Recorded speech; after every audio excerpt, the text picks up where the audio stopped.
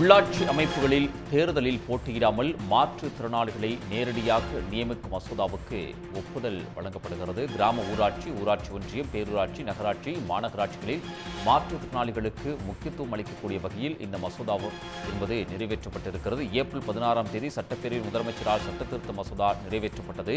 மசோதாவுக்கு ஒப்புதல் கிடைத்ததை அடுத்து உள்ளாட்சி அமைப்புகளில் 14,000 மாற்றுத்திறனாளிகளுக்கு பிரதிநிதித்துவம் வழங்கப்பட இருக்கிறது.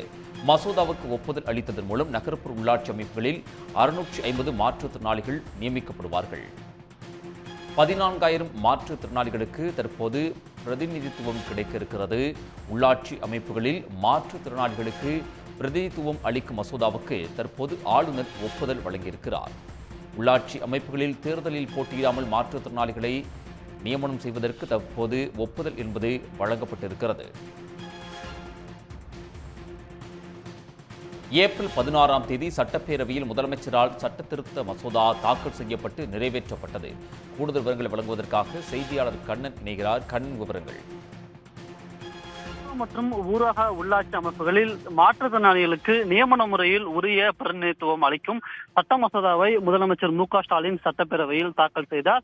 இதனைத் தொடர்ந்து இந்த சட்ட மசோதா ஒருமனதாக நிறைவேற்றப்பட்ட நிலையில் இன்றைய தினம் தமிழ்நாடு ஆளுநர் ஆர்.என். ரவி இந்த சட்ட மசோதாக்களுக்கு ஒப்புதல் அளித்துள்ளார். இந்த சட்ட மசோதாக்களுக்கு ஒப்புதல் கிடைத்துள்ளதன் மூலம் 550 மாற்றுத்திறனாளிகள் நகர்ப்புற உள்ளாட்சி அமைப்புகளிலும், 12,913 மாற்றுத்திறனாளிகள் கிராம பஞ்சாயத்துகளிலும், 388 மாற்றுத்திறனாளிகள் ஊராட்சி ஒன்றியங்களும், மாவட்ட ஊராட்சிகளில் 37 மாற்றுத்திறனாளிகள் நியமன உறுப்பினர்களாக நியமிக்கப்பட உள்ளனர்.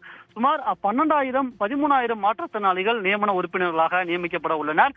விரைவில் இதற்கான பணிகளை தமிழ்நாடு அரசு தொடங்கும் என்று எதிர்பார்க்கப்படுகிறது. கண்ணன், தகவல்களுக்கு நன்றி. உடனுக்குடன் செய்திகளை தெரிந்து கொள்ள சன் நியூஸ் பெல் ஐகானை கிளிக் பண்ணுங்க.